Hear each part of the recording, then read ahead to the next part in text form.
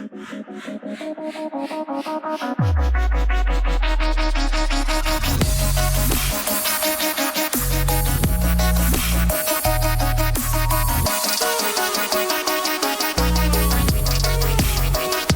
here we go.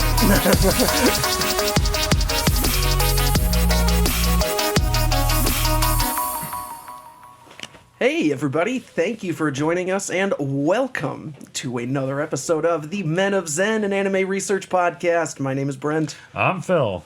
And I'm Aiden. And today we've got a super fun one for you. It's a phenomenon that's been taking over the anime world by storm since, 2019?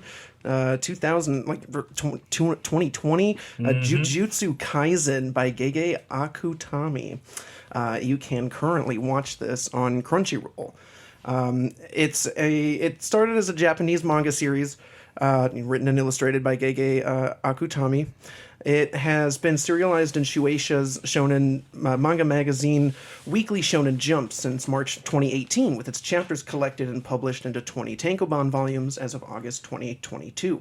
The story follows a high school student, Yuji Itadori, as he joins a secret organization of jujutsu sorcerers to eliminate a powerful curse named Ryomen Sukuna, of whom Yuji becomes the host. Jujutsu Kaisen is a sequel to Akutami's Tokyo Metropolitan Curse Technical School, serialized in Shueisha's Jump. Wow, that's a name. Jump Giga from April to July 2017. Later, they were collected into a tankobon volume, retroactively titled as Jujutsu Kaisen 0 in December of 2018. Dude. Okay. We've been talking about this week. Yeah, I don't know. We have plenty of varying opinions. I had so I hadn't watched this prior to doing this show, and I always thought that this show was on. Well, I mean, it's a phenomenon of an anime. So I was super putting this up on a pedestal.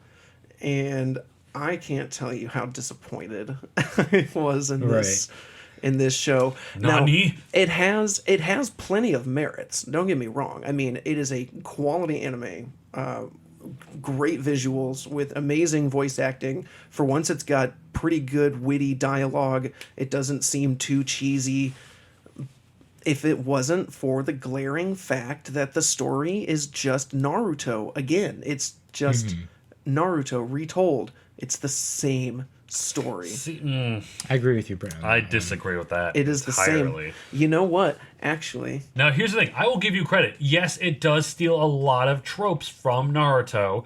Of course, having the three-man team, 2 boys, 1 girl, 1 spiky colored hair, the other one has black spiky hair. But here's the thing. First off, the girl, not useless in this show. Like, someone. Yeah. And she's strong on her own. Is she the weakest of the 3 of them? Probably, but she's still really powerful. You also have the demon, or I guess the cursed being inside of the main character, Yuji Itadori. But then you have a spiky-haired sensei with special eyes as a teacher. It follows a lot of those things, but how I look at Jujutsu Kaisen is I look at it as taking tropes from a lot of really popular anime and combining them into another, and then kind of having their own little spin on it. Sure, is it going to copy something? Yeah, it's too obvious to not say it copied, but I mean, nowadays every anime copies another anime in some way. Yeah, but this isn't just like some way. It was around every corner. Right. I mean, so there's a great review on so this anime currently sits at a 4.8 on Google reviews out of 5, so it's still doing really good, and I love a lot of the positive things that people have to say about this.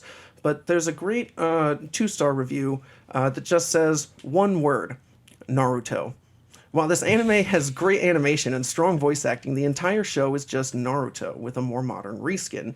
Yuji is Naruto, the boy with a crazy powerful entity trapped inside his body, and he's not sure how to control it or if he can control it forever.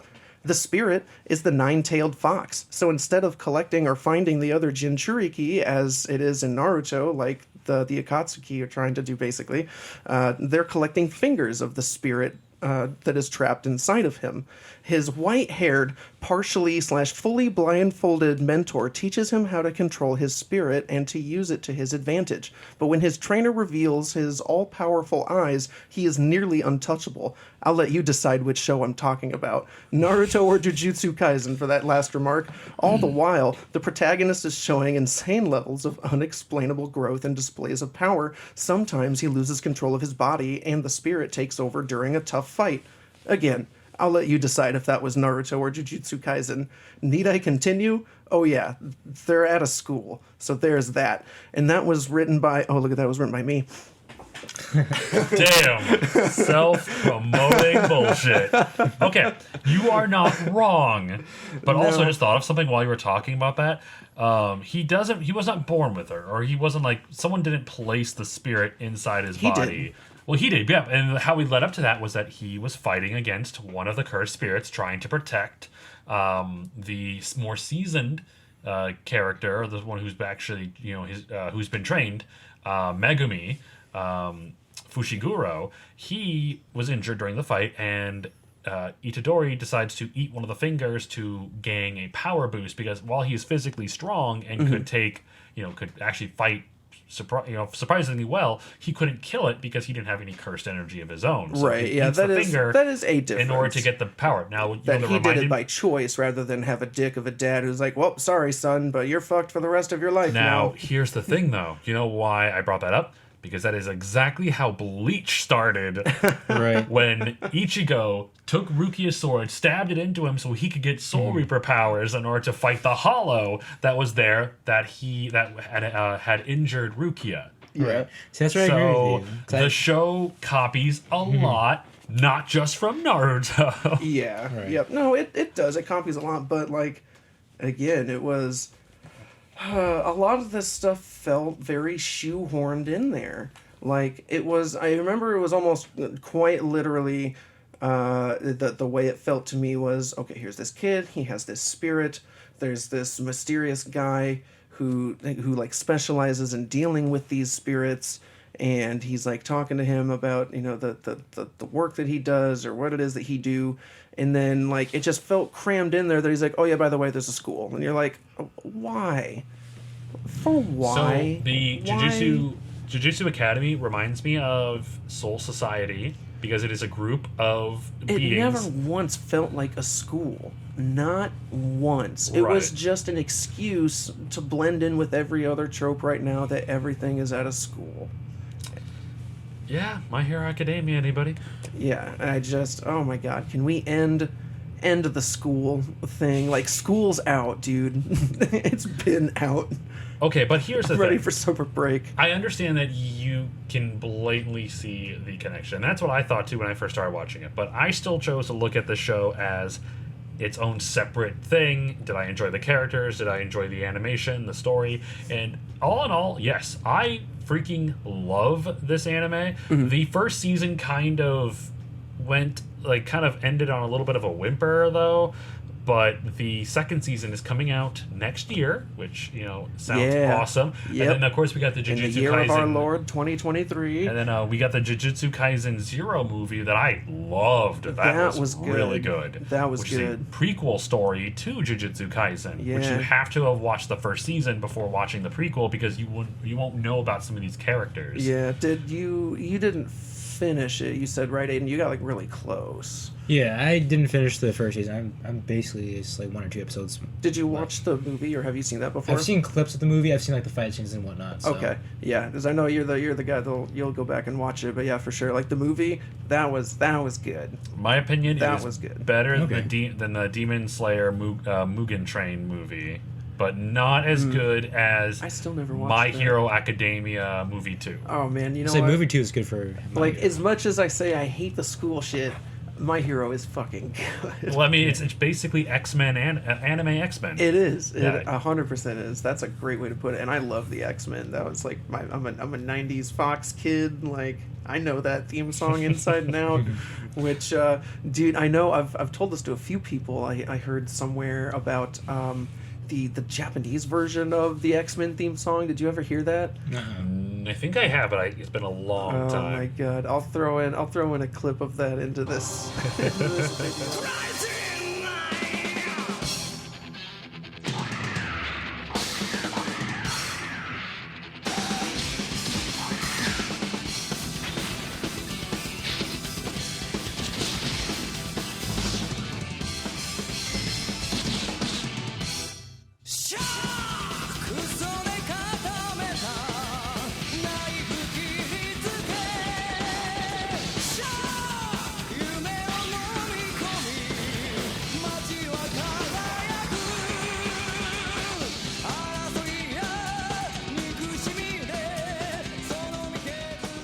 Oh man, wasn't that cool? Yeah. Man, dude, that song is so fucking tight. it really is. Good job, Speaking of future X-Men. Brent, on that edit. Are you excited for Hugh Jackman coming back as Wolverine for the Deadpool? Or I am so excited for that.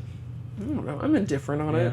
Like I like Hugh Jackman, but at the same time, I'm kind of curious as to what Disney would do They because did say they're keeping it rated R. so That's not changing. That's fine. I don't know. I don't know if Hugh Jackman is right for the Disney universe. You know what I mean? Mhm. Like, I like him as Wolverine, but in the Fox versions, I feel like these are too. I don't know. It depends on how. Okay, if they play him with more levity, like if he's just supposed to be more funny, kind of like Deadpool, like yeah, he'll have his moments where he like goes berserk and He's the serious one. just fucking slices shit up. But like, if he could continue to just do like the funny shit that they've been having him do, just by being the tough guy. But I don't know how to explain it. But if they could give him some more levity, yeah, that'd be fine. That's cool. That'd be great. But hey, back to the title of the Right. episode. Just talking about Kaisen. this is Jujutsu X-Men. So- Yeah, well, so again, this anime was super successful. Jujutsu Kaisen was actually so successful that it was the 5th best-selling manga series in 2020 from the period between November 2019 to November 2020, with I'm just going to round 6.7 million copies sold. In January of 2021, Jujutsu Kaisen's first 15 volumes at the time, including Volume 0, took 15 of the top 16 spots of Oricon's weekly manga ranking. That was the week of January 11th through the 17th, being only surpassed by Attack on Titan's 33rd volume, which topped the list. Jujutsu Kaisen was the second best-selling manga series in the first half of 2021. That was between November 20th and or November 2020 and May 2021, and that was just behind Demon Slayer Kimetsu no Yaiba, which had over 23 million copies sold. Ooh, boy. Yeah, That sounds awesome. dude, it's a fucking shitload. Like, and I don't know. And again, like, I'm really glad this is doing well. I don't know anything about the manga, so I will say that maybe the manga is different than the show. Maybe it does be. things differently, or maybe it explains something more in depth that I'm missing, because that was something that I really didn't care about. Some characters had great progression, and others just felt like they were like, this guy, he's Kakashi. Well, Gojo, you know what I mean. We don't need to give you his background. He just stands there and looks mysterious. I mean, they probably will go into his background later on in the show, but Probably, but they don't do a really good job of building up his relationship or why I give a shit about him, other than he's got really bright blue eyes. they did talk about it a little bit in the movie, though. Yeah. Where his background is that he is one in a million chance that he was born with an incredibly powerful a gift, and then one essentially a Kekkei Genkai from Naruto, who's born with a family ability and those two have never been together in one person. Usually family members, at least from what I've gathered, have one or the other. He was the first one born in such a long time that had both powers and basically made him broken. Yeah, I will say his power is pretty fucking rad. I don't know if I want to spoil that for you because that was a pretty epic moment when they reveal what he finally does. So I'm not gonna say that. Basically, what we could say about him is that he's incredibly powerful with a broken ability, and he has some very shiny pair of eyes that his ability works around. Yep. And that's why he covers them, because he doesn't want to, mess with people. Kakashi. It's pretty much Kakashi. Yep. But beyond that, though, it's just taking the similarities out of it, like, what would you rate it? Like, I guess what would you say about it if you just base it off this story alone and these characters? If this was a wholly unique thing, I would say a solid 4 for me. Like, it's 4 out of 10 or 4 out of 5? Out of 5. Ooh, okay, good. I was gonna say, like, don't be saying 10 now. That's like an 80%. Yeah, that's an 8 out of 10. Definitely, it's like a B minus. That's what you get. You're probably around a B. Yeah. B rating. Probably like 6.5 to 7 out of 10. Yeah. I'd probably give it a 9 out of 10 myself. It's close, but it also fails on some things. I don't know. Like I said, Brent, the pacing was okay. I didn't mind the pacing, but it skips a lot. Like, I don't know what's going on half the time. If I didn't know what like Naruto was, I would be like, what the fuck? But yeah. I don't know. This anime is quite a bit more adult than Naruto is too. Oh, yeah. It is a much darker tone dealing with demons and spirits, curses. Because it's not demons, it's curses. Specifically. It's cursed energy that's made manifested. Right. Yeah. And like, there's like poltergeists or like low class curses that are given shape, and then like fully developed ones. Now, speaking of, we mentioned the Jujutsu Kaisen Zero movie. That is based off a manga series. Also, it's written by Gagi Okutama. Did I say that right? Gege. Oh, my apologies. Gege Akutami. So we can just call him Akutami. Akutami. He's our bro. That's a good one. He's a friend of the channel. The manga, which originally was titled Tokyo Metropolitan Curse Technical School, thank God he changed it, was serialized in Shueisha's magazine Jump Giga from April to July 2017. After Akutami launched Jujutsu Kaisen in 2018, the series was retroactively retitled Jujutsu Kaisen 0, making it a prequel and released in the single tankobon volume in December 2018. It was licensed for English release in North America by Viz Media. The series follows Yuta Okotsu, so he's not the same Yuji Itadori, new character. A young student who becomes a sorcerer and seeks to control the cursed spirit of his childhood friend Rika Orimoto. Yes. Really cool. Really cool setup. Interesting story. I was invested in that. Once again, though, you could use the same argument. It's just Naruto again, because he's a cursed spirit inside his body that he can't control. Yeah, true.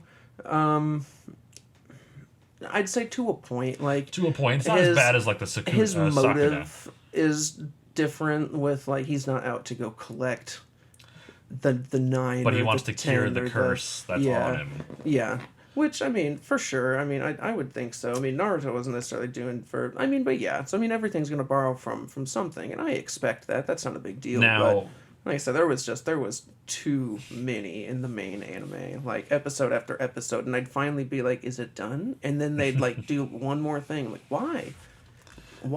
I get that. To give it a little bit of context, though, behind that little tidbit of information, in the movie, Yuga. I'm sorry. Why did I just say Yuga? Yuta. Yuta. Sorry, Yuta. I think I got Yuga from something else. Yuta had a childhood friend, Rika, who they played together. They hung out with all the time, and unfortunately, right after she basically said, "Hey, we're going to get married in the future," and she gives him a promise ring. Mm-hmm. Later that day, she was hit by a car, and they don't mess around with it. They say, "Oh, her head was crushed in," and basically Yuta sees this, and he's horrified that his best friend and the person he's supposed to marry, I guess, dies, and all of a sudden you see her. She becomes a curse. Mm-hmm. She curses Yuta.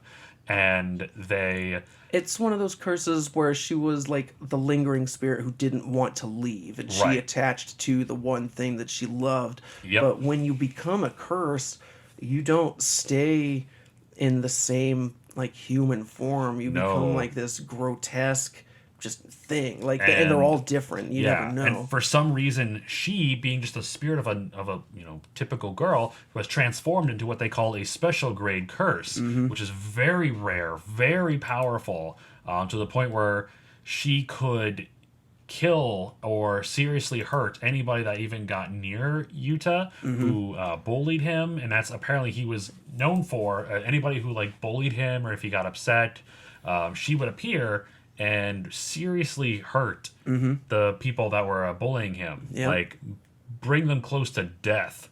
And it was hard for him to control this. So that essentially sets up the premise here. And then for the rest of it, go watch the movie. It's awesome. Highly, highly recommend it. Gara. Fuck. Oh no. Oh no. No. Damn it, you're right, it's Gara. I mean, Gara though drove into insanity. Yeah, at that well, point, though. He got Yuta got driven to depression. Damn it! You're right. Okay. Well, anyway, I'm not going to let you have that win. Akutama wrote to the series with no... Akutami. Akutami. Yeah, there's an I there, don't Akutam. What did I say? Akutama. God damn it, I'm tired. Leave me alone. I won a big tournament yesterday. I'm still, like, brain fried. Yeah, me too. Akutami wrote the series with no themes to follow out, but wanted to write and draw cool-looking characters. They were often supported by their two editors while writing the manga. The manga was a commercial success in both Japan and North America. Critical response to the manga was generally positive. Several reviewers praised Yuta's role and his relationship with Rika. Critics found Yuta more compelling than Jujutsu Kaisen's own Yuji Itadori, who, while having several similarities with Yuta, has different characterizations. The relationships of the main cast were also well received, and the manga's artwork was praised.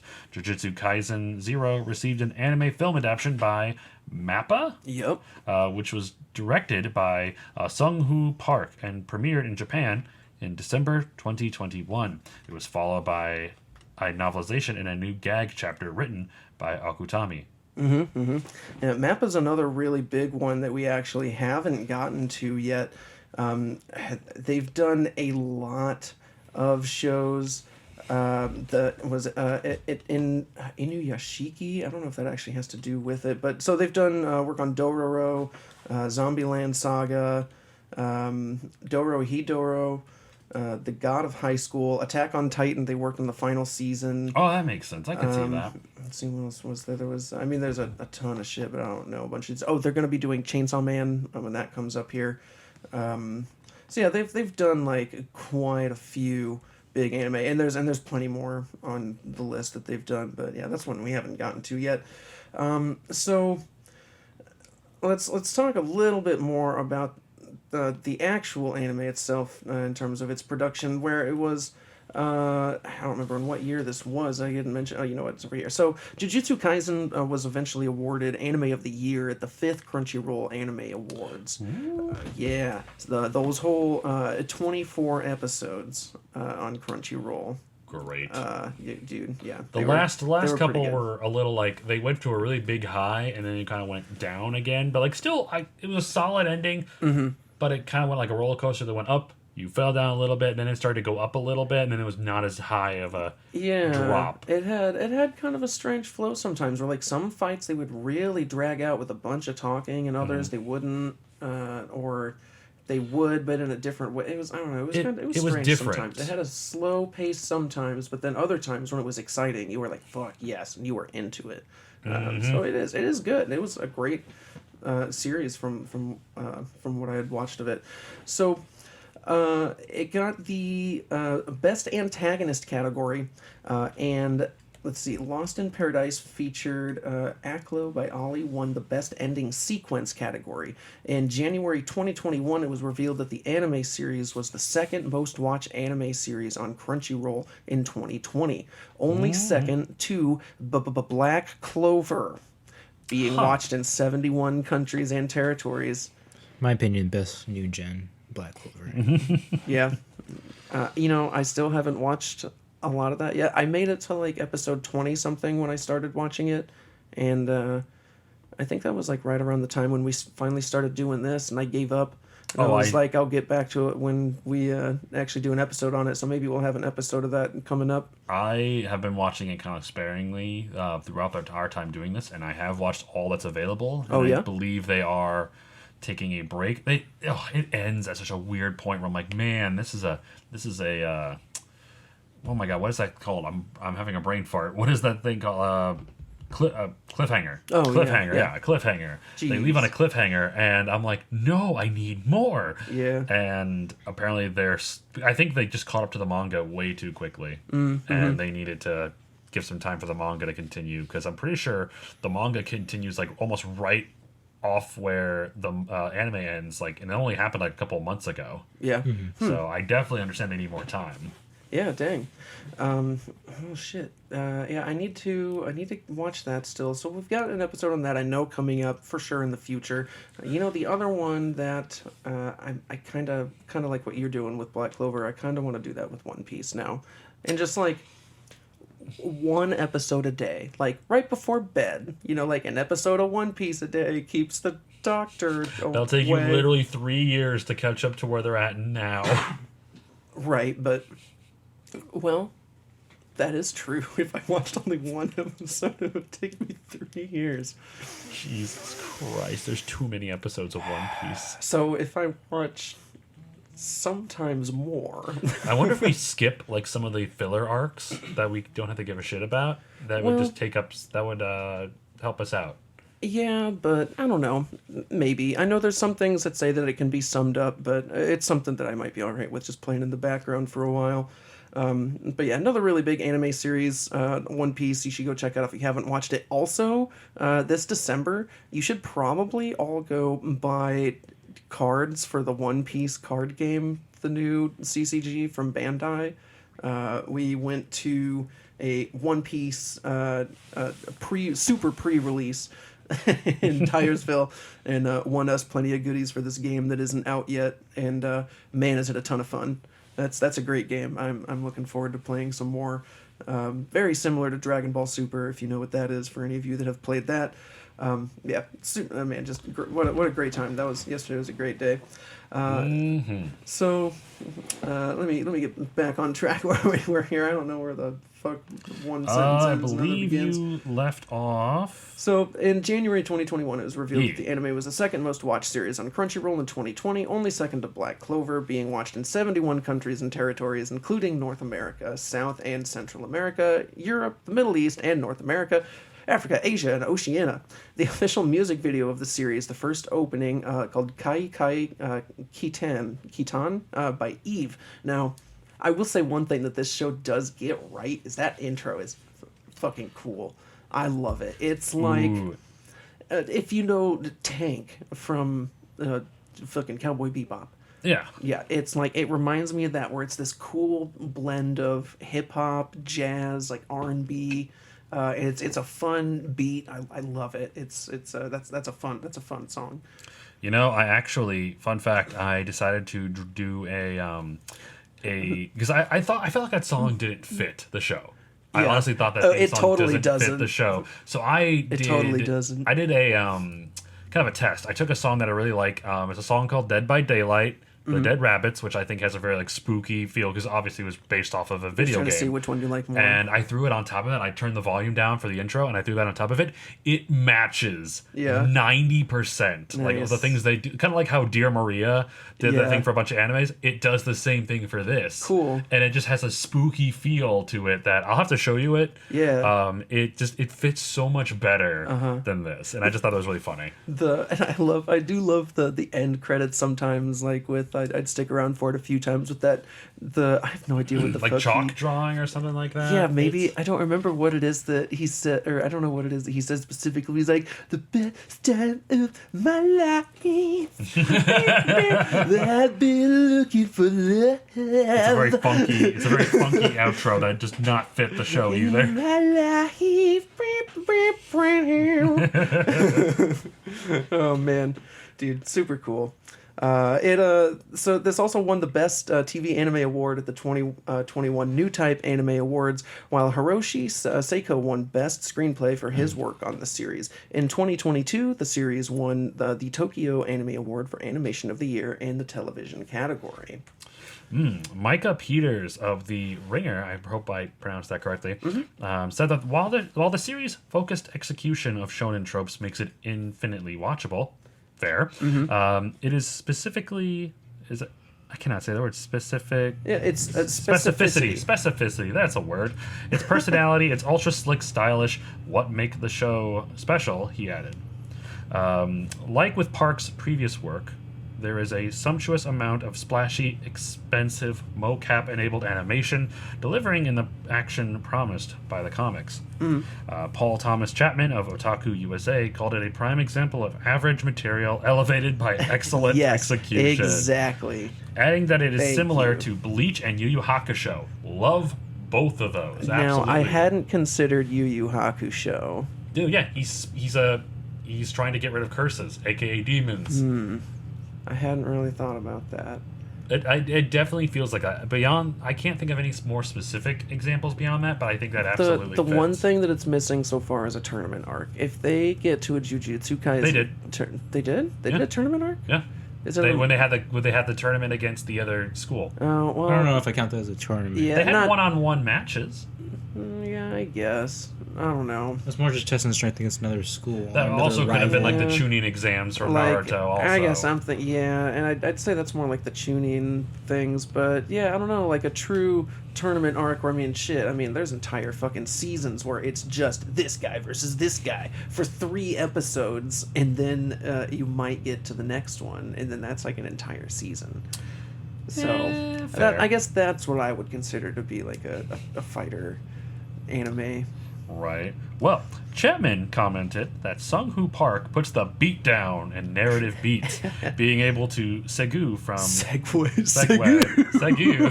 I've never seen that word before. Holy shit. Segu. You know, I have never heard that. I've never seen that word written out before. Yeah, now that you mention it, I've never seen that word either. Segu. I thought segue was Segway. Segway. Yeah, like the... Not segu. No, it's... The French accent. Segu. Segu. Well, now our audience think I'm an idiot. Well, Brent, maybe you should spell segue right. This is a quote. I didn't grab this. Segue from goofy comedy to chilling horror in an instant. And that, God damn it. Oh, that he and the crew at MAPPA make this narrative mutability seem effortless. I'm tired. Hannah Diaz of Polygon highlighted the 17th episode, praising the series' treatment of its female characters different to other shonen series. Yep. Diaz wrote, Jujutsu Kaisen goes a step further than avoiding gender tropes by presenting a variety of female perspectives. It's not like there are any right way for these young women to deal with the unique pressures they face. The story lets them disagree and fight their perspectives and their place, she concluded. The show's widespread success signals that audiences just aren't just ready for that change, they're actively craving it. Now that every other creator has the green light to write all these kinds of women into their shows. And on February 12th, 2022, a sequel season was announced, and it is set to premiere in 2023. The season will air for 2... those are cores. Quarters of a year, if you didn't know what that word was, for a continuous half-year run. And it will adapt the Gai Gyoku and Gyokotseru and Shibuya Incident arcs.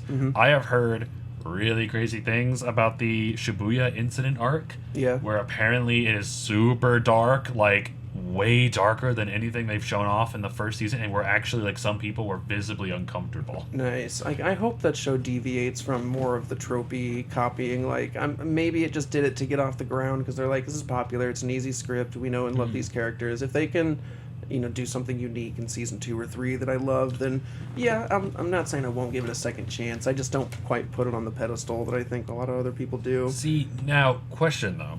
Did you enjoy a lot of the Easter eggs and like real world references? Oh yeah, in the show. Yeah, I absolutely loved it. Who else realizes that Panda, one of the main characters of the show, is a panda, and he has the same fighting gauntlets that Panda from Tekken has. Yep.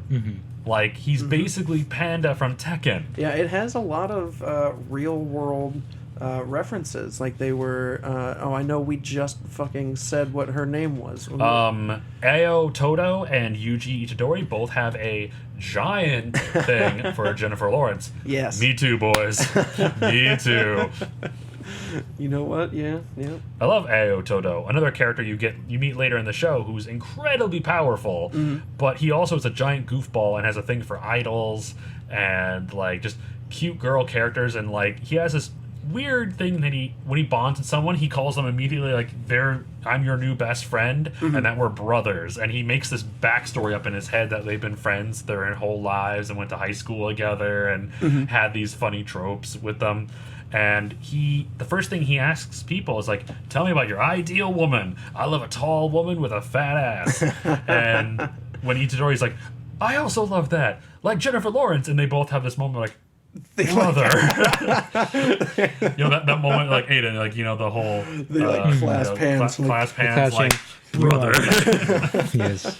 It's awesome. I love that. There's so many cool characters in this show, though. Toge Inumaki. Do you know that the guy who can't speak because his words, the things that he says influences the world around him into physically happening or being. So he has to be very careful with what he says to people. So he taught himself his own special language consisting of only the words to various ingredients of sushi entrees and stuff. So all the time, like, they'll be in conversation and just out of the side you'll hear fish roe, salmon like, and Yuta just straight up looks, or not Yuji just straight up fucking looks at him sometimes and he's like, what? And he'll be like, salmon, and he'll be like, I don't get you. But then later on he somehow is like, he learns his language, and he's able to communicate. You have characters like Megumi Fushiguro, who even has claimed that he just was named after a woman as a way to like degrade him by his father. Oh yeah, I thought that was interesting. Yeah, that's why I thought that was the weirdest thing. Like, Megumi sounded very like feminine, and apparently he was named after, you know, he was given a woman's name by his father. As a way to, like, you know, just kind of make fun of him. Yeah. Great character, summons oh my god, what do they call it? Like Shinigami, avatars to like help fight. He's got like wolves, birds, snakes. It's really cool. I really like his progression as a character. Who for some reason he gets this weird bond with Sakuna, and that's, I don't know why. Sakuna just has this thing for him. Yeah, weird. You have Nabura Kugisaki. She uses a weird like nails and hammer type weapon to combat. She also works with voodoo dolls. Super cool. We got Sojour Gojo, the most broken dude in the show, who he knows he's hot shit, and everyone knows he's hot shit, where he's come out and said, like, don't worry, guys. You have nothing to worry about. I'm the strongest. When and if you find out, like, if you watch the series and find out about his power, I will say, like, that is the one thing that I will say that is technically different from Kakashi, is that their powers are on completely different levels. Like, Kakashi has the one Sharingan eye. Cool story, bro. Have you met Gojo? He's got like, 2 eyes. Bro, he's fucking crazy. Gojo is my favorite character in this show, and he just protrudes this confidence and this energy. He's a goofball. He's an absolute goofball. Fun fact, he's a huge fan of Gundams. The series Gundam. So apparently that's in the show. He's just a huge fan of Gundams, and he likes to collect models.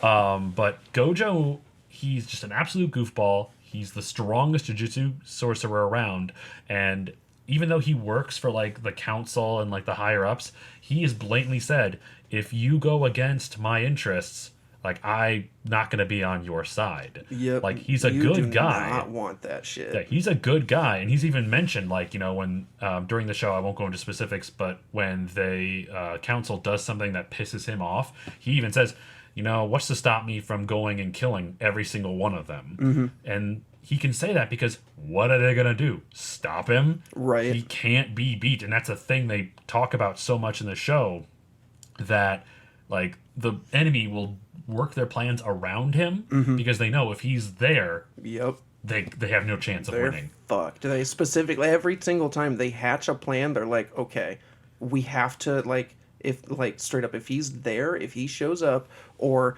they'll try to. I think one of the earlier episodes was someone like one of these spirits was like cocky enough to be like, huh, Gojo, yeah, I can go take him on. I can go kill him for you. And like at first in the show, he puts off this really scary vibe, and you're like, oh fuck. And then he actually fights Gojo, and he just fucking thrashes his butthole. Oh, he got so folded. wide open. It's like, what's that thing they say? Like, you better scramble before you get folded, Yeah. like an omelet. Dude. And he fucked around and found out. Gojo literally says, "You're weak. You're not a Yep. problem." And it's great. Other characters like Maki Zenin, a cursed weapon specialist, and a bunch of other really cool characters. But Aiden, you did a lot of research on the like curse wielding powers.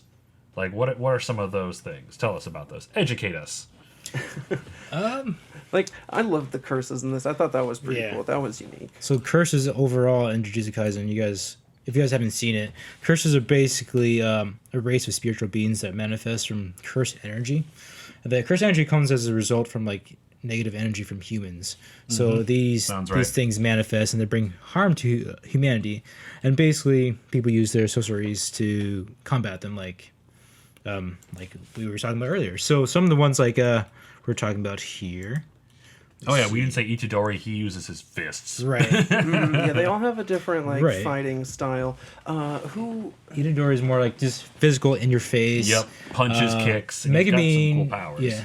I do like Megamin summons. Did you guys know that the summons he summons up when those basically go away or get hurt or perish, he actually feels more like very depressed from that. Oh yeah. Yeah, he gets He did basically mention that if they are destroyed, he can't bring them back. Like, right, they're exactly. gone. this gives me real big Fire Force vibes too.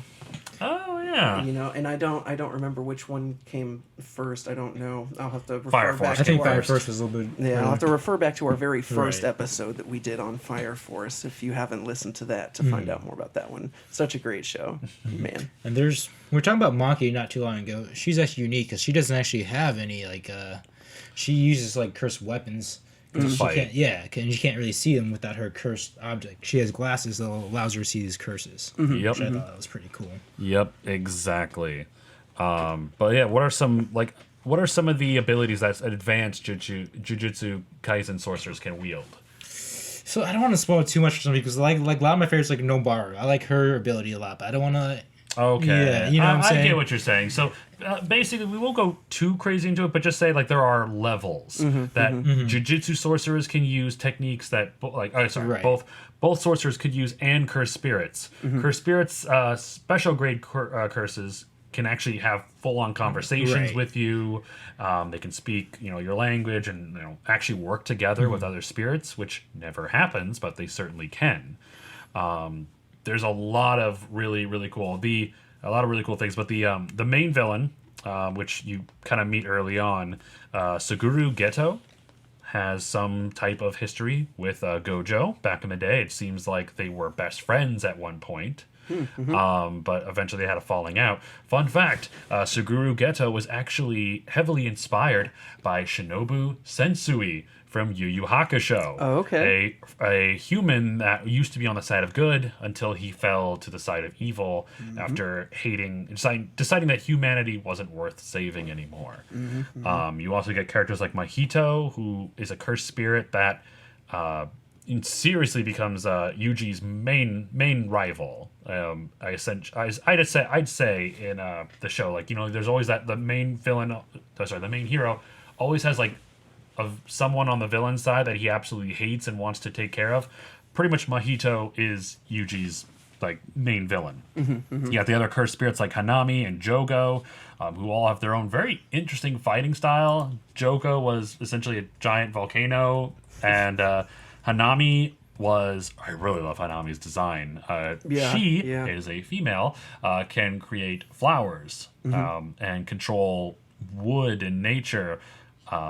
but these flowers that she creates actually takes away your will to fight. Yeah. Yep. Really neat. And then, of course, Sakuna, the main villain, essentially, who's inside Yuji, who is called the King of Curses. Yep. The Of course, he's the big boy. He's the nine-tailed fox. He is, and apparently he is so strong that his 20 fingers that are incapable of being destroyed were separated and sealed away, and once a cursed spirit eats one of them, could upgrade themselves to a special grade. It's like you find one and you just go instant stat point. Oh yeah, dude, the episode where they met the special grade for the first time, that is one of my favorites because they had fought some cursed spirits, but they were like, we got this. But then they meet a cursed special grade, which no one told them it was a special grade. Now, Phil, real quick. Yeah.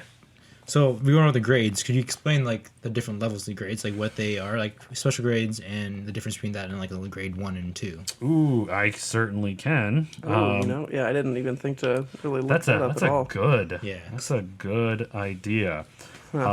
Here we go. Let's see here. That did remind me again a lot like Fire Force. So they did that too because they. Oh, like the different grades. It's not of, just it's not just the strength increases; it's the intelligence. Like they rank them off intelligence. And, they get. There was something special about them, and they were like it's. Maybe was it just their intelligence that they? I think it was more like they can communicate. They are a spirit and like it actually gained like sentience. So you have like your standard curses. You have which are just build up of negative human emotion that eventually they can either be based off a spirit that was that died there or just the residual energy. Then you have for example cursed womb spirits, spirits that were half cursed spirit, half human. Then you have the special grades, or I'm sorry, vengeful spirits. Vengeful spirits were essentially they're former humans that died with regret and died with such a disdain for their death, and so they want to complete something. They cannot pass away until. Like, what was his name from Zero? Yeah, Rika. Yeah. Rika is absolutely one of them. Yep. Then you have the special grades, where they're just way above everybody else. Right. Very few of them exist, and usually a special grade needs to be taken care of by a class, I believe class 1 or above Jujutsu sorcerer. And just like cursed spirits, there is also a special grade level for sorcerers, and only 4 of them exist. One of them is Gojo, of course. The other one is Yuta. The other one is Gero, Gojo's friend, and then the 4th one hasn't been shown off yet. Now with but curse, only 4 of those exist. Yeah. Now with cursed spirits too, they also did a comparison with weapons to see how strong like they are. Like grade 4, I think they said a wooden bat was enough to kill it. Would be enough anyway. Grade 3 would be like a handgun. You should be okay. And grade 2 is a shotgun. Right. With grade 2, a shotgun might be like a close call, and then grade 1's like a tank might not even be enough, and then like cluster bombs. Yeah, they did say that in the show. I forgot about that. And then special grades more like cluster bombs might work sometimes. Yeah. That's right. Yuji Itadori. There's a weird thing that never really gets discussed much. Like it gets brought up, but I think it's really funny that to him being super fucking strong is just normal to him.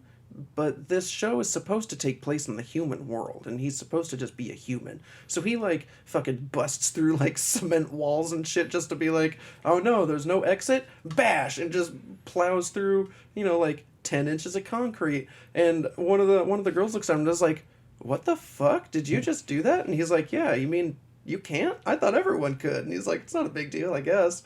And he just goes around throwing his body into shit. And I'm like, no one says that's weird? Just her? All right, no, I thought it was weird when I first watched the show. I was like, why is this guy so fucking strong? Yeah, like, dear God. I was talking to Phil about that. I was like, what? Is he just, how did he get this strong? Fucking Hulk. He has been strong enough to show that he has thrown a car without spiritual energy. Yeah, was it because fucking Black Widow died on another planet by the Red Skull in a sacrifice to get the Orange Power Stone? Or the fucking whatever that stone was? Mind Stone. So I think I found out why he's so strong. Oh. Is it a spoiler? It is a spoiler, and I All right, wish I we hadn't won't read be- it. Oh, We're no. good. We're good. Oof, yeah. Yeah, we're not. Damn it! Yeah, so if we're gonna start getting into spoiler Right. territory, Well, Brent, let's go back to the sorcerer grades. We covered the cursed spirits. Let's yeah, go yeah, to the yeah, yeah, sorcerers. yeah, let's talk about them. So let's see here. They basically do the same thing. They rank the sorcerers from grade 4 to about special grade on their strengths and whatnot. For example, like Maki, the girl that doesn't really have cursed powers, she uses the cursed weapons. She's a grade 4. But then Mean Phil's one of our favorite characters, the Ao Toda. He's a grade 1.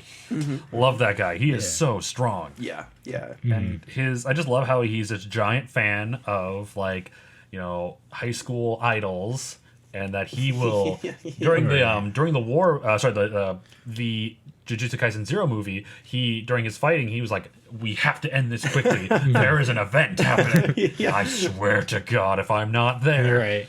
Surprisingly, that guy smells really good from what I've read. He smells good. Yo, he takes really good care of his hygiene.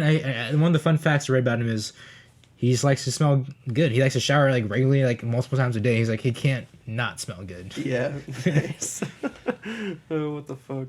That's funny as shit. Well, damn. I didn't have anything else about the show. I mean, for the most part, I feel like that sums up the series. To catch up to season 1, if you want to watch season 1, you definitely should. Like, I think it's worth it. I just said, like, this show seems to be more divisive than I thought, because I've been coming across more and more people that have the same opinion as me, where it's like, again, I don't want to bash the show. It's a great production. I don't know, that specific category for originality doesn't win any awards for me. I would say one of my favorite parts is not original part, it's Panda Gorilla. Come on, that was so fucking cool. Dude, his fights are so good. Yeah. The thought process and the ideas behind a lot of these characters' powers is really neat. Yeah. You got to give them credit that, like, they did give some unique ideas. No, for sure. They've got plenty of unique ideas. But I don't know. Yeah. I agree with Brent. Like, I would say the show is basically a baby from Bleach and Naruto. If they had like kind of a little baby that is a bastard child sometimes. I don't know. Yeah.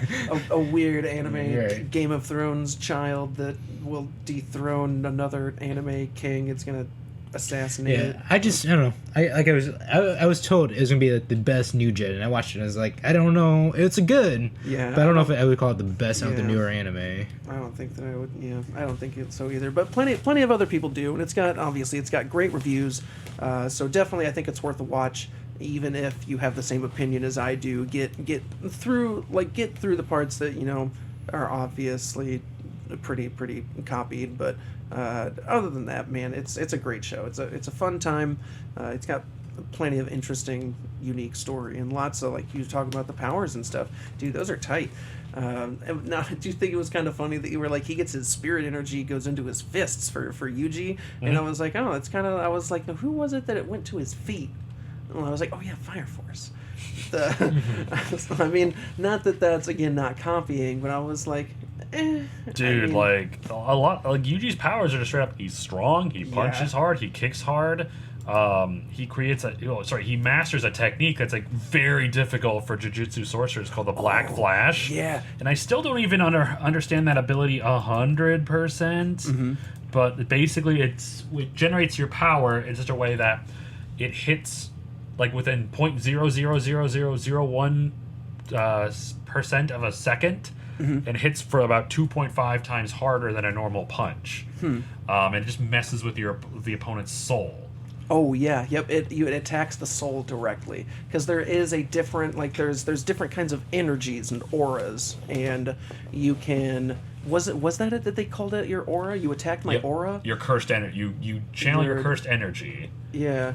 And if you hit them with a cursed energy attack, it damaged their aura. Because sometimes that was something about the aura was actually what made that was their weakness or something. Right. Like they're drawing their power from their aura, something weird like that. Right. And you know who does? Do you know another anime character that hits people's soul with channeling his energy? I know this sounds familiar, and I'm gonna. Black Star from Soul Eater. Yeah. Oh no, we're finding more similarities.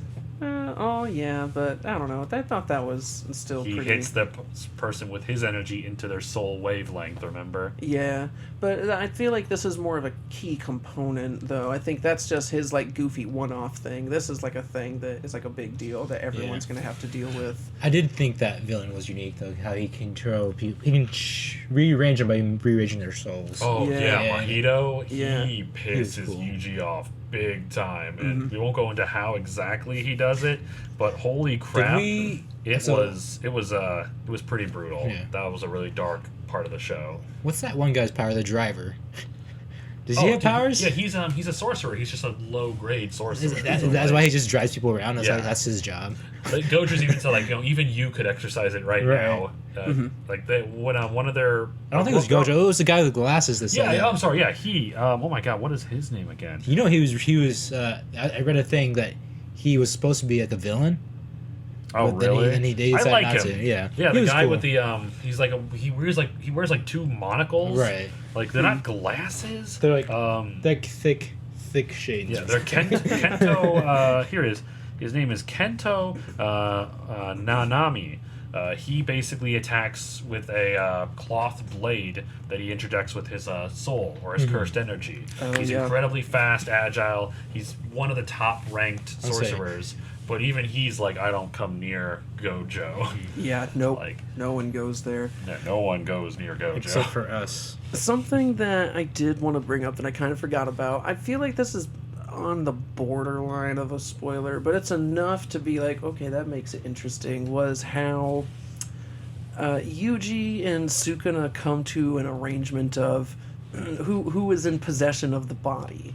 And they have that episode where something we did not ever mention is that Sukuna can obviously lend Yuji like his powers, but some of his powers are like insane regeneration for like wounds and stuff. And he gets to a part where I don't remember if it was at will. So when he first gets Sukuna stuck inside him after he eats that finger, at first Sukuna takes over his body and he's like, oh hell yeah, I'm back in the real world, baby, I'm gonna fuck you guys up big time. And then just out of nowhere Yuji's like, oh nope, there we go. And like Sukuna's like, what the fuck? And Sukuna's just like, nope, I'm in control. And it just kind of he just kind of comes back like it's not a big deal. Well, he can do it like on and off every now and then there comes to a point where he's not able to anymore, and Sukuna stays in control, and he literally rips out his own. It's his heart, right? I believe so. And he rips out his Yuji's heart. He rips his own heart out, and he's like, he's only surviving because I'm inhabiting the body right now. If I choose not to, he's gonna die. So if you don't meet my demands or my conditions and terms, then I'm gonna kill him. And that was exactly what it was. So they do come to a decision internally. You know, they do the whole thing like Naruto talking to the nine-tailed beast behind the bars. It's they're in this just big blood bath of a weird endless arena, sitting on his damn throne. Yep, just sitting on this gross ass throne, and they discuss and they fight and they come to a term, and it had something to do with It's called the Binding Vow. Yeah, but I don't remember all the details about it. So here it is, without going into spoilers. Essentially, he agreed to the vow. Number one, Yuji will allow Sakuna to take control of his body for at least 1 minute when Sakuna would chant in chain. Yep. Number two, that Yuji would forget about the agreement. Yes. So he doesn't remember even making this agreement. And finally, there was a third thing that Sukuna actually said he was going to do, which is not hurt anyone that Yuji cares about within that minute. Yuji disagreed, though, said that's still not good enough. But then for some reason was like, hey, I have a better idea. How about you and me fight internally? And if you win, I'll agree to your terms. If I win, you agree to mine. Of course, Sakuna literally whips the shit out of him because this is not like Naruto where he was able to beat the Nine Tails. No, Sakuna's way stronger. And it basically forces Yuji to accept his terms and conditions, and that's it. So basically, it's just really the two of them. He gets to take control of his body for 1 minute, and Yuji forgot about the agreement. Yep. So it does happen to where he takes control, but as soon as Yuji retakes control of his body, he straight up is like, oh, that was weird. Like, Yeah, he doesn't remember. he has no idea, no clue. It's an odd predicament he's in, but Right. I think that's going to lead to some interesting plot. yeah. Point, though. And for some reason, Sakuna has this Hune. thing for Megumi. He, for some reason, just has this hard on for the kid, and he's just like, he's kind of like training him in a weird way because Megumi literally learns something new based off his brief encounter with Sakuna, and it's such an odd thing. I don't know what's going on or why he has such a attraction for Megumi. He's gonna take over his body. What's funny is apparently the author had to change the appearances of Yuta and the cursed speech user. What's his name again? Toga. Toge.